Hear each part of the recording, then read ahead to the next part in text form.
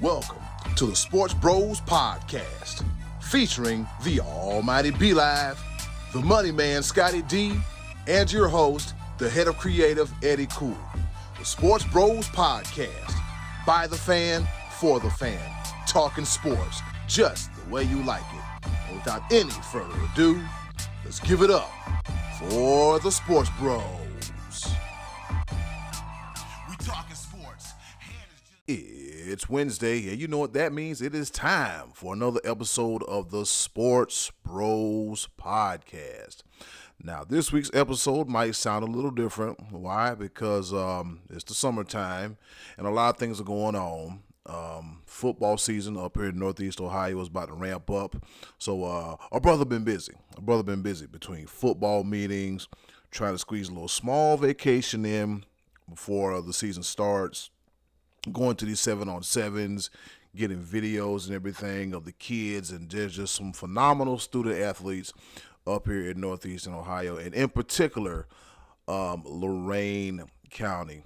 And as always, we want to thank you for watching us on YouTube, listening to us on Google, Spotify, Apple, or wherever you get your podcast from. We want to thank you for the years of endless support. I found out an interesting stat the other day. By episode 50, when it comes to most podcasts, and people figure out that their podcast ain't hitting as the way they would like it, abandon ship, abort mission, done, no mas. They don't do this anymore. But for us to do this for 4+ years, going into year number 5, and 211 episodes strong, we like what we do because it's a sports podcast by the fan, for the fan. All right, enough of me running my mouth. This is the part where I would say let's hop right into it at the top of the order. But let's throw it over to Scotty D, the pride of Washington, Pennsylvania. Pound for pound, the toughest, meanest, thuggish, ruggish lady, ma'am, sir, lunch person in all of Washington County. And he has a lot to say. All right, so stick around. The Money Man Scotty D coming up right here next on the Sports Bros Podcast. Hello, is it me you're looking for?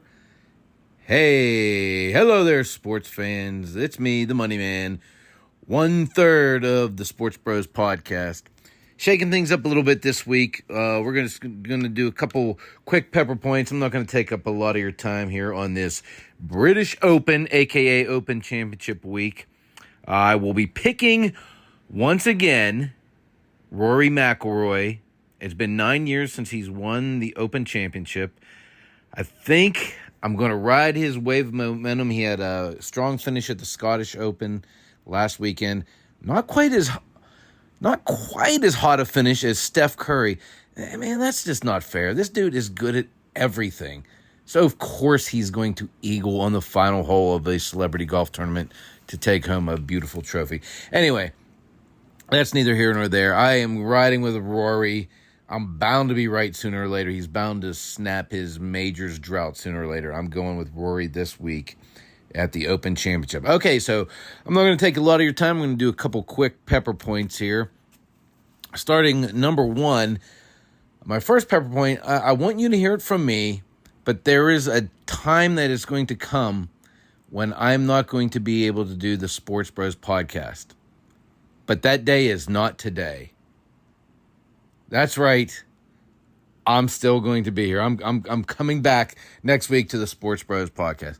You know, LeBron James, LeBron is such a good guy. You know, he's never been in trouble. He shows up, plays hard for the fans, but he's corny sometimes. I mean, even ESPN didn't even promote or do their beat into the ground type of coverage that they like to do.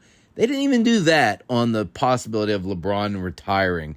And yet he shows up with a big announcement at the ESPYs. I want you to hear it from me. I'm going to retire, but that day is not today.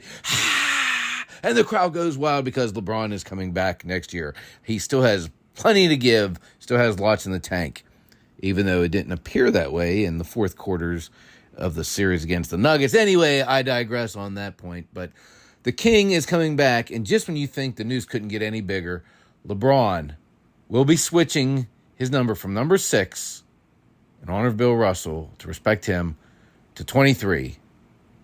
I guess because Micheal Jordan's still alive. Anyway, that's the news on LeBron, and that's my first pepper point. My second pepper point, you know who's not very happy? NFL running backs. They are actually pretty miserable right now. They're all mad.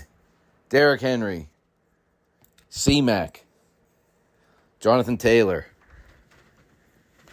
Derrick Henry, Austin Eckler. No team for Dalvin Cook or Kareem Hunt or Zeke Elliott. Saquon Barkley and Josh Jacobs could not get a deal, and Tony Pollard is going to be playing on the franchise tag. Austin Eckler said, from a player's aspect, we have no control, speaking of new contracts and a ceiling on the market for backs. So really, what we want answers is, who we want answers from is the ownership. Like, why are you doing this? What's the reasoning? Oh, so sad, Austin Eckler. You know, you're unhappy, and so your team, the Chargers, they throw an extra $1.75 million in incentives because you're unhappy with your own contract, but at least you have one, and he's whining. What's the reason? Why are you doing this, owners? Why? Let me try to explain this to you, Austin Eckler. A year ago, I needed new tires on my car. Now, I could have bought a really expensive brand of tire, really good quality tires, or I could have gotten reasonably good tires for a lot cheaper that actually will still serve the function of getting me around town. And that way, I have money to spend on other parts of my car. Like, suppose I'd like to have a steering wheel or brakes. You know, those are kind of important too, not just the tires. And that's what happens with the NFL. You guys want more money. So now the quarterback's taking up the biggest piece of the pie, and there's not enough for you to be satisfied to nibble on. And we have found that the running back position with really good offensive linemen can be had at a reasonable discount. You can get a good back in the 3rd, 4th, or 5th rounds, and you don't have to pay top market dollar to do it, and you can spend more money on wide receivers and tight ends and quarterbacks because that's where the offense in the NFL is generated right now. So these guys they want to band together and show the NFL this is just not right. This is not right. Derrick Henry says, just take the running back position out of the game then. They're the ones that want to be great and work as hard as they do and give all their teams to give their all to an organization. Just seems like it don't even matter. I'm with every running back fighting to get what they deserve. Yeah, I bet you there's a lot of teachers that feel that way too. They feel like they deserve more than the $40,000 to put up with bad kids, and they're not getting more money. You know, I think I deserve a better seat for the $300 to $400 I have to spend just to get into the stadium. So running back, I know that you're angrier than BeLive when he hears the words last call, but you're not going to get my sympathy. Welcome to the real world. I'll be happy with your $1.75 million just to make me happy. All right, moving on from the running back situation to my final pepper point. Former UFC star Quinton Rampage Jackson, the 45-year-old former fighter who you may know as the co-star of the movie The A-Team, where he played the Mr. T. B.A. Baracus role. He recently went on the Ariel Helwani show, the MMA Hour, and he said that he's planning a comeback. He is now a brand ambassador for the UFL Fight League and would like to fight in December. His last fight was a 2019 loss to a washed-up Fedor Emelianenko. But he wants to fight again this year. He wants to get back in the cage, see how that goes. And he also would like to box before he gets too old. He went on to talk about Macy Barber, the 25-year-old flyweight up-and-comer who happens to be very easy on the eyes. And he said, what's she got going on? What's up with her? I don't go lower than 21. She's 25. He says, I'm single like a last Pringle. Oh, Quentin Rampage Jackson, you're wonderful. And from one old guy to another, let me tell you this, Rampage, you are too old to fight. But let me know how it works out with that Macy Barber thing, because I'd kind of be interested to find out your secret if that works out for you, brother. All right. Hey, everybody, have a great weekend watching the Open Championship, and enjoy the rest of your summer. We got training camps coming up soon, so we'll be talking lots of NFL in the upcoming weeks. Remember, God loves you, and so do I. See ya.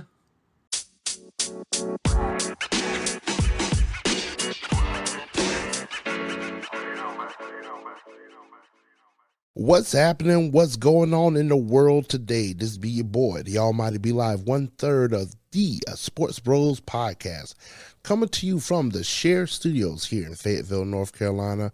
Wanted to show off a little bit of our podcast space and record my very own podcast. Well, not really my very own, but the other two guys that are doing their own thing. We're gonna bring it together, and this is what we're doing.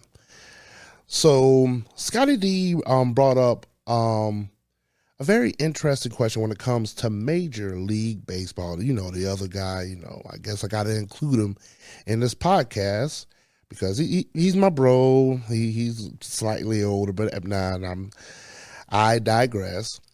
But he brought up a couple things that's going on in the baseball world that I would like to opine upon. Shohei Ohtani, or as the HOC Eddie Cool likes to pronounce his name in the Asian sense, Ohtani Shohei. He's coming up on free agency, and we've been talking about it. He is the best in baseball on both sides of the ball, pitching and hitting. Just hit his 35th home run, leading everybody in the majors, on top of his stellar pitching record. But I mean, what can the guy not do? I believe he's like fourth in strikeouts in all of Major League Baseball. That's absurd for someone to be that talented on both sides of the ball. And coming up on free agency, there's been talks of upwards to $600 million coming his way. Now, the $1 million question is, do the Angels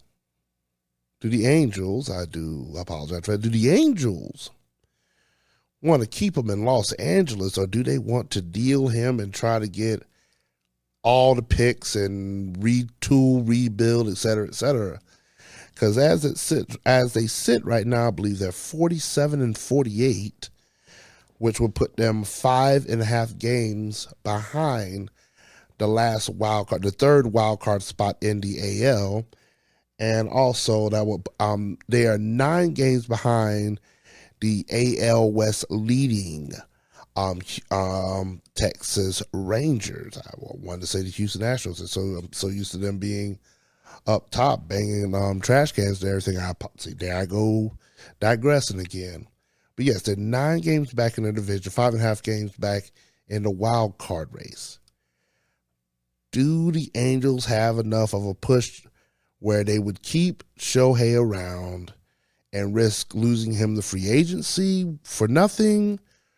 Do they keep him around and extend his contract, paying him all the money in the world, also with keeping Mike Trout on there as well? Because I believe Mike Trout has a $300 or $400 million contract himself. There's a lot of money in baseball, let's put it that way. Can you imagine 2 players on your payroll worth $1 billion? Ridiculous. What is going on? What happened? But hey, if the money's out there, and there is money to spend, but $1 billion for 2 players, that's a bit tough.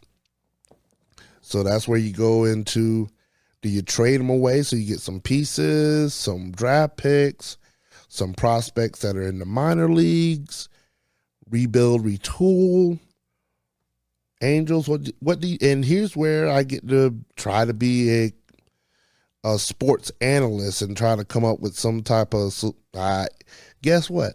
I got nothing. I ain't going to sit here and try to pretend, because a lot of players, you get an insight of sometimes their personal life or sometimes their business sense, their business acumen. It's a lot easier in basketball because some players in basketball are for the money, some players in basketball are for the titles. You get a sense of that. We have no idea what Shohei Ohtani wants.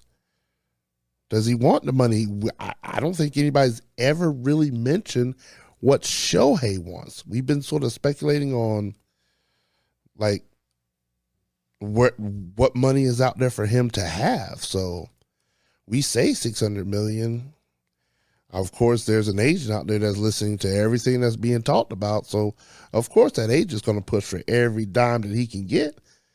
Is his career better off in L.A. with the Angels? Is it better still in L.A., possibly going over to NL with the Dodgers? We already know the Mets like to spend money. Of course, the Mets and the Yankees, you got New York right there. I mean, the Red Sox have also been known to spend a little change. Who knows at this moment of time? If I was Shohei Ohtani, man, I don't know. You know what? I do know. I know exactly what I would do. I'd be on the Dodgers. The Dodgers are the only team that's proven to spend the money and spend it somewhat wisely. And they had a couple. Have they won something? I believe they've won something recently. It's just been a whole mess between losing Freddie Freeman to the Dodgers, and I don't even want to talk about that anymore. That's already hurting my feelings, but I'm okay. I'm all right. Woosah, 3, 2, 1, 1, 2. I'm good. Well, so with that being said, if I was Shohei Ohtani, I'd go to the Dodgers and I would get his aid. Give me all the money. The Dodgers have the money. Then, when it comes to baseball, they don't have a salary cap. You could just spend it. Spend it to your desire. And it is what it is. Shohei, do what you do. Just continue to be the phenom that you are and continue to give us something to see when it comes to baseball. This year's been a beautiful year for baseball all across the board. I don't want to have this conversation in a few years when it comes to Ronald Acuna, because he's going to get paid at some point in time, and the Braves need to come off that paycheck. But that's neither here nor there. That is down the road. We'll talk about that later. I don't want to do that because we've got all of our talent locked in for like the next 3, 4, 5 years. It's a beautiful thing, but we got to pay him at some point in time. Well, Scotty D also asked another question when it comes to baseball, because we know who's atop, who's leading their division, who's fighting for wild card spots. But there were two teams that had the highest of expectations this year and have been major, major disappointments. One of them is to my absolute delight. It's been a wonder and a pleasure watching them implode within themselves, especially with all the money that they've spent. I've already mentioned them. That is the New York Mets. And then there's the San Diego Padres that, man, all of us were like, they're going to be at the top of the division. They're going to make a push. They're going to challenge the Braves and the Dodgers and to make it to the World Series. And as it sits right now, man, the Padres are 8 games back of the last wild card spot, 10.5 games back in their division, while the Mets are 8.5 games back of the wild card and a beautiful 18.5 games behind in their division. Ah, yes, it's beautiful to see the Braves beating up on the Mets and being that far ahead. But Scotty D posed the question, if there was to be a comeback, if there was to be a turnaround, which one of these two teams, the Mets or the Padres, would be that team to make that turnaround? And I would have to say just because of the division. I went to go study this, look at their rosters, look at who's hurt, who's not hurt, who's performing, who's underperforming. Then I was going to look at their schedules and who has to face the tougher schedule. You know what? This is by the fan, for the fan. I ain't doing all of that. I'm going to just give a basic synopsis of what I think is going on. The Padres have the easier division. I think, and when I say easy, I don't necessarily mean the division is easy. It's just that they're closer in the division to make a push. Where the Mets are not catching the Braves. It would take a collapse of epic proportions for the Mets to catch the Braves. So the division and the way the Miami Marlins are playing, the Phillies, they're right there. I don't see the Mets catching anybody. I think the Padres can right the ship. I really haven't heard anything about Fernando Tatis. I probably should know a little bit more. I just don't. So it is what it is. I'm not an expert.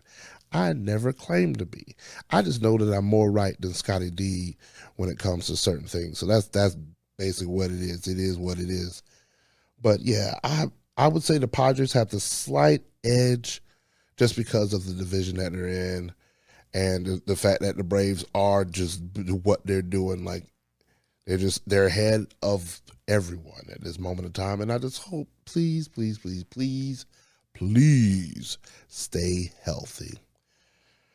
With that being said, with those baseball topics, there's basketball out there, off-season, football off-season, college football off-season, dog days of summer. That's about all we can talk about.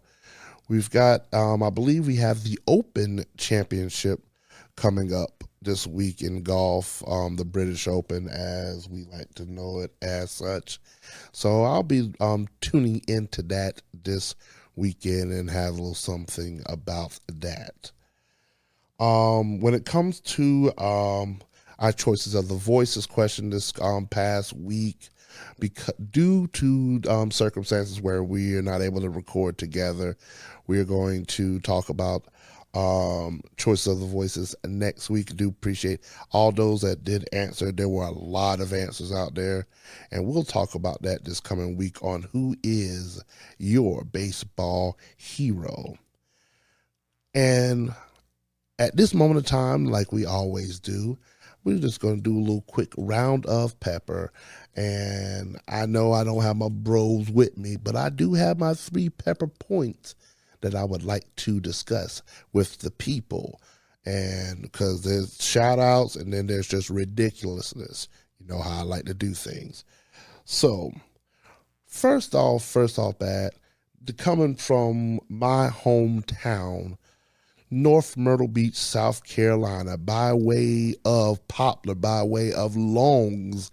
That's where I get my mail from. My address says, my physical address says Longs, South Carolina. My mailing address was North Myrtle Beach, P.O. Box, etc., blah, blah, blah. That's my home. Longs, South Carolina. And we're talking about AAU. The Longs Area Elite, coached by a good friend of mine who went to school with them, Rolly Cox. Their 16 and under 10th grade boys basketball team just came back from Orlando, Florida, and they are the new 16 and under boys AAU world champions. Longs, South Carolina, stand up. 29568 zip code. What?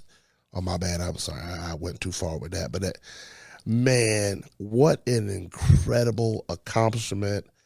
There was no such thing as AAU ball when I was growing up, but to see what they've been doing back home is incredible.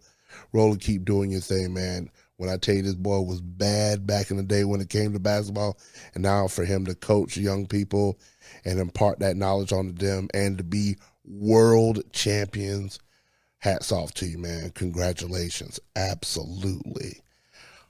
For my second pepper point, I know I had this conversation with someone. I said it. I don't know who I said it to. If I said it on the podcast, I probably need to go listen back to it. It is what it is. But my wish may be coming true because there are talks and conversations in 2024 where there may be not one but two home run derbies. Of course, the traditional one with the players of current.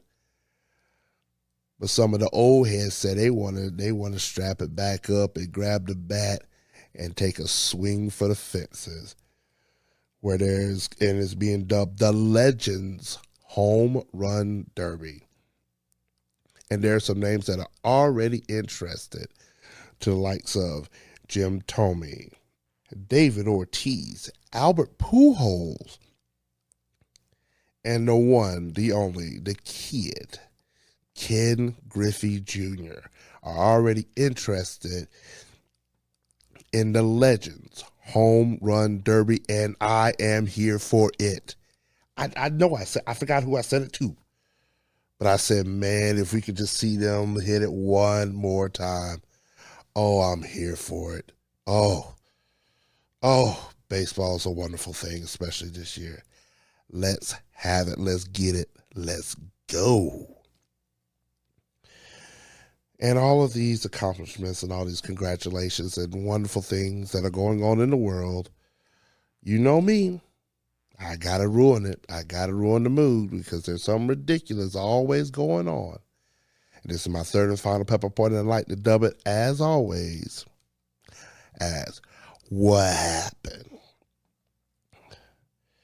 Let me do it this way. Let me do it this way, best way I know how.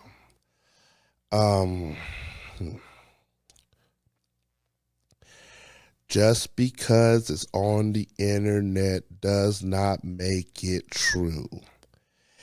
And for the people that are out there that deliberately put out false information, even though you dub yourself as a parody account, why are there parody accounts anyway?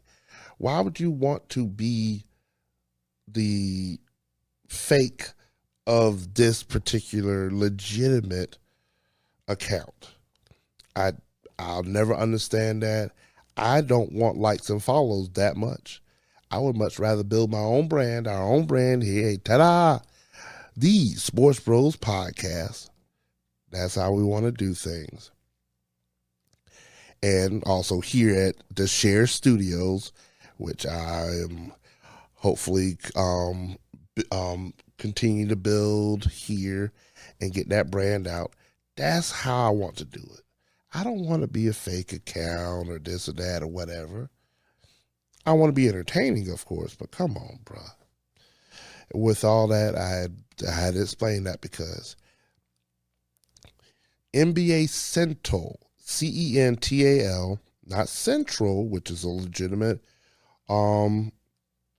feed, on Twitter posted that Jason Tatum, in which we know Jason Tatum, Boston Celtics, has an affinity of the late great number 8, number 24, Black Mamba, the Bean, Kobe Bean Bryant. This parody account posted that Jason Tatum was going to legally change his name to Kobe Bryant. And the social media world exploded to the likes of 3.5 million views on Twitter and 32,000 likes. People, stop it. Come on now. You can't really possibly believe this is true. Let me stop right there because people still out there think the world is the earth is flat. And just you know what? Not even going to discuss it anymore. Stop it. Do better. What happened? With that being said, coming to you from the Share Studios here in Fayetteville, North Carolina, this be your boy, the Almighty Be Live, 1/3 of the Sports Bros podcast. I'm signing out. I got to go. Yes, sir.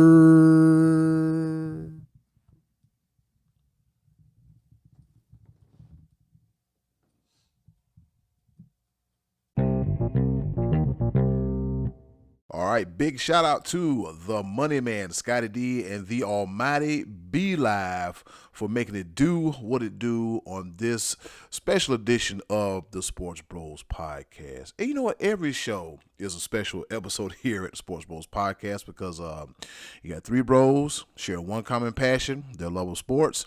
And as I mentioned, the Sports Bros podcast is a podcast that's by the fan, for the fan, talking sports just the way you like it. Now, I just hope you didn't think I was going to do the intro, do a little cute little outro, and skate my ass up out of here. No. I got some stuff I want to talk about too, all right? Because as you know, I am a sports fan, and even though I run the point, if you will, kind of like Allen Iverson, kind of like Steph Curry, kind of like Chauncey Billups running the point, this is what I do here at the Sports Bros podcast, as the host, as the HOC. Be Live, shut up, because I know you got a forehead joke cocked and ready to let it go. But in the words of the Almighty Be Live, I digress. I love what I do, and I do what I love. All right, so one thing I want to talk about that's making waves in the sports world, the Tampa Bay Buccaneers. Nope, Tom Brady, he's gone. He's in Oakland, doing some executive things there. Let's talk about the Tampa Bay uniforms. Yes, those uniforms. The Creamsicles will make their glorious return this upcoming season in the NFL. All right, this is according to SB Nation. The Tampa Bay Buccaneers have revealed that they are bringing back the Creamsicle uniforms, an ode to their 1976 uniforms that rocked the NFL world. Now, in case you need to look it up, because I know some of you were probably born after 2002 or 2001, and you don't understand how it is. Look up the Tampa Bay Creamsicle uniforms. If you ask me, it's not one of my favorite uniforms. It doesn't look tough. It's not a tough football uniform. I'm just saying. I'm not saying that because they're a division rival. I'm not saying that because they have one Super Bowl win as compared to 0 Super Bowl wins to my Carolina Panthers. I was never a fan of those ugly things. Let's just face it. I think they're horrible. But for some reason, the city of Tampa Bay and the world, they love it, all right? Now, back to the article from SB Nation. The Buccaneers will be wearing these against the Detroit Lions at a home game in Tampa in Week 6, which has the potential to be the greatest uniform matchup of all time if Detroit doesn't mess it up. Normally, the Lions wear either their road white jerseys or their alternate grays on the road. Detroit, just throw a monkey wrench in their whole plans. Just mess it all up. Just be the a-holes and just mess it all up. I think it'd be funny. But no, all jokes aside, shout out to the Tampa Bay Buccaneers. It's a pretty iconic uniform. Also, it does remind you of some mediocre years of the Tampa Bay Buccaneers. But once they made that uniform change in the mid-'90s, they became the Bucks. The Super Bowl winning perennial NFC South power that is the Tampa Bay Buccaneers. So that'll be interesting to see. Very, very interesting to see. Now, if you've been keeping up in the news, I don't know how I feel about reporting this story or just talking about it or sharing my thoughts and opinions on it, but I'm going to do it any damn way, all right? It's along the lines of gossip tabloids, but it involves two prominent sports figures, all right? The son of Micheal Jordan and the ex-wife of Scottie Pippen. Now, if you don't know, or like most of the people haven't been giving a damn about these two, Larsa Pippen and Marcus Jordan. Larsa Pippen, the ex-wife of Scottie Pippen, and Marcus Jordan, the son of the GOAT, Micheal Jordan. They have been dating for quite some time, all right? And recently, according to this article on People Magazine, speaking on Monday's episode of her and Marcus's Separation Anxiety podcast, Larsa, who is 49, said that she was embarrassed and traumatized after the NBA legend Micheal Jordan, age 60, publicly stated that he does not approve of her romance with Marcus, 32. All right? At first, Micheal simply laughed off the question, but the paparazzi then pressed further into whether he approved of the romance between the pair, who have a 16-year age gap, and Micheal said no. The former basketball player responded. Let me tell you something right now. This is too close to home. I'm not one to tell anyone what they should do with their lives, none whatsoever, because my track record ain't the best. But the last thing I'm going to do is get that close to somebody. Like that close. It's too close for comfort. It's rules to the game. It's codes you got to adhere to. It's respect. No, Larsa Pippen, she don't give a damn. She already getting half of Scottie Pippen's retirement money. Marcus Jordan, 32 years old, young man, doing his thing. I'm not mad at Marcus, none whatsoever. So Larsa said, apparently, she was embarrassed and traumatized. Well, what the hell you think Mike was going to say, Larsa? Come on. What you think that Mike was going to say? Oh, yes, I approve of this. This is a very sticky, seedy, and stinking situation, all right? It's just too close for comfort. It's just, that's like the bro code, right? Say I date a girl. And then, my homeboy wants to date her after we break up. Oh, no. We don't do that out of respect. But you know what, man? I'm not going to do that. I respect you too much to step on your feet. At least that's how I am. I would never do that. I just think it's just disrespectful. You would never do that. I would never in my life do that. And for Larsa to be like that, she's embarrassed and traumatized. Larsa, what in the hell did you think that Marcus's father was going to say? And then Scottie Pippen, he's still out here tripping.